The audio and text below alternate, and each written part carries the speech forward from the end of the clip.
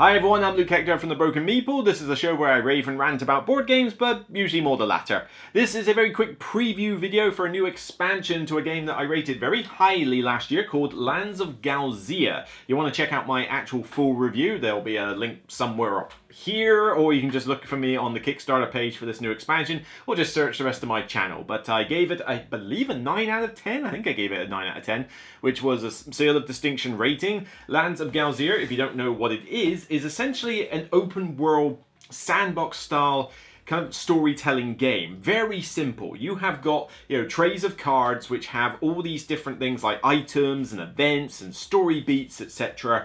And what you do is that you choose a character, you take their preliminary starting skills and a couple of cards, which is basically the start of their adventure.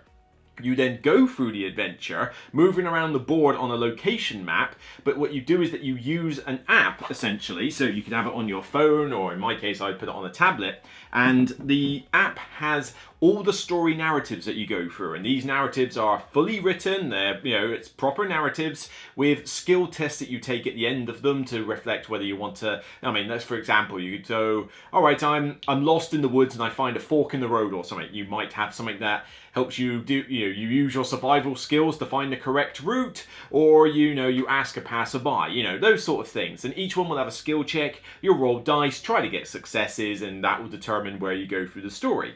It's a very simplistic game, and the thing that I liked about it was not just how beautiful the artwork is, how simple it is, but, the story beats are pretty decent. It's good writing for something that's almost kind of like a episode of the week flavour. This isn't like a big, overarching, epic narrative. It's just a case of, right, this week I fancy playing through another week of Lands of Galzyr. Okay, what happens on this episode? Well, I found this fortress, and then this person outside said they got kicked out. I'm going to go find out why, and, and there's sort of little beats like that. It's just like going through almost kind of like an anime series. But it's so simple to operate. There's not that many rules. It's very smooth, very elegant, and it's just one of those kind of relaxing story beat games. I just need to clear my head for a bit. I'm just going to open up this world, have a little play around, have some fun, change my character's items, maybe completely change its personality. Who knows? You can really sort of do a 180 at times.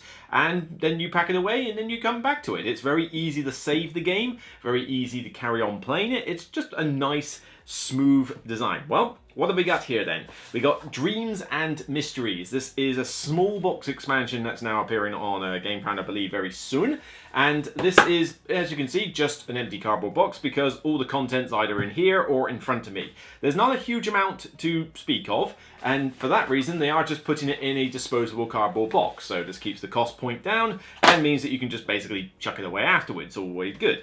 I never see the need to do a fancy, shiny box for an expansion that you're not likely to keep the box for. It's just not necessary. Granted, most of them are on my wall back there, but I digress. Really spectacular, spared no expense. So what do you get in this box? Not a huge amount. It's essentially more variety, a little bit of extra variety to make the content a bit more diverse. For starters, you've got a new character to play with. Noko and Umi, a flat-headed rock agama, which I'm guessing is some kind of lizard, and a strawberry poison frog, who has the most adorable bug-eyed, little cutesy eyes as it looks up at its master. It's almost like it's going up there going, Daddy? It's so stupidly cute that it actually gives the cat from Shrek 2, and Puss in Boots a run for its money. This is another character with its own story beat, so if you start this one from scratch, you've got your own 000 cards that you take from the dividers, and then you'll go through their particular story as to how they met, or where they came from, what are their motivations, just like with the other 4 characters. You get your own little marker, you get your tokens for them as well, a few dividers so you can house their specific cards, but the main thing is, on that subject of cards, you get a bunch of cards that are in it, and this is prototype, so a lot of these don't even have finished artwork or even necessarily finished text on them yet. It was quite early days, but you've got a good motley crew of various stuff in here. So you've got items that you can have, like a jar of fireflies, in a dwarf water dog in a bucket or something, which is kind of weird. You've then got some more events, you've got more story beats, some more people that you could meet, like Orslan the Mastiff, what have we got? Mangi the yellow-tailed rat, Shendo the black-collared hawk. You've got some, you know, a kind of a almost like a detective mystery storyline that you can go through, although that wasn't quite ready for the prototype stage. More, you know, different events that can trigger special unique things. There's basically just more narratives, and these will be on the app and easy for you to play through. Other than that, there's not a huge amount to talk about, because I don't want to spoil any of the story beats that I've already done, because that's half the fun, you know, actually, you know, going through it yourself. And a lot of the stuff wasn't ready, like, in advance. You know, this is something that's going to be worked on for the next year. I basically got a prototype of this expansion, so it enabled me to, you know, get into it. But what I'll basically say about this is, one, I do like it. I mean, I want more content for this game, that's fine, and it's relatively inexpensive. But the two main things to take away from this is that, one, this is not an essential expansion that you need for the game. This is just basically, do I like the game, and do I want as much content for it as possible? In which case, you can grab this one, and I'm pretty sure they'll be advertising the actual board game along with this expansion, so if you want to buy it as a little bundle, then why not? But the main thing to take away is that it's very easy to integrate this into the game, and it is very simple. The rulebook does not give you a huge amount here, but basically the 3 pages that it has, granted this is prototype text for a lot of it, but it gives you rules on how to reset the entire game, how to reset a specific adventurer, but the main thing is that there's just 1 page there for integrating all the cards that you see here. It just basically tells you to take certain cards, put them behind certain dividers, put these in your little tray, and you're good to go.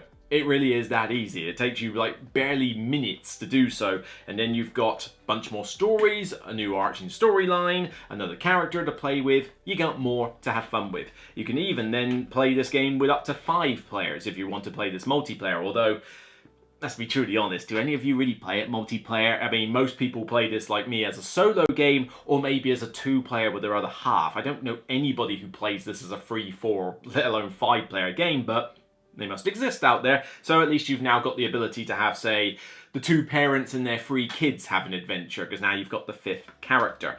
Not much else to say. It's more variety for a game that's really solid. If you want more content, then it's here. If you want to find out what the game is like to play just in general, then by all means check out my review. You know, spoiler alert, I gave it a seal of distinction, hence I'm willing to talk, you know, praise about an expansion for the game. But in order to find out why I like it so much and whether it's the type of game you want to play, by all means check out that review. So that's it for me on this episode of The Broken Meeple. If you like what you see, then thumb it up on YouTube and let me know in the comments what you think of the original Lands of Galzyr. Is this something you want to grab? More content for the game? What kind of extra content would you like to see in the game in the future? I mean, we're already getting more stories, another character, more cards, but is there anything that you would like the game to have? Maybe like a major campaign plot arc or something, or maybe just a larger degree of items, or a completely new mechanic? By all means, let me know your thoughts. Would be interesting to read. Maybe even the designer will take a look at them as well. So take care, and remember, regardless of whether you are so infused by the cutest poison frog that you can ever see, it's still only a game. So bye for now.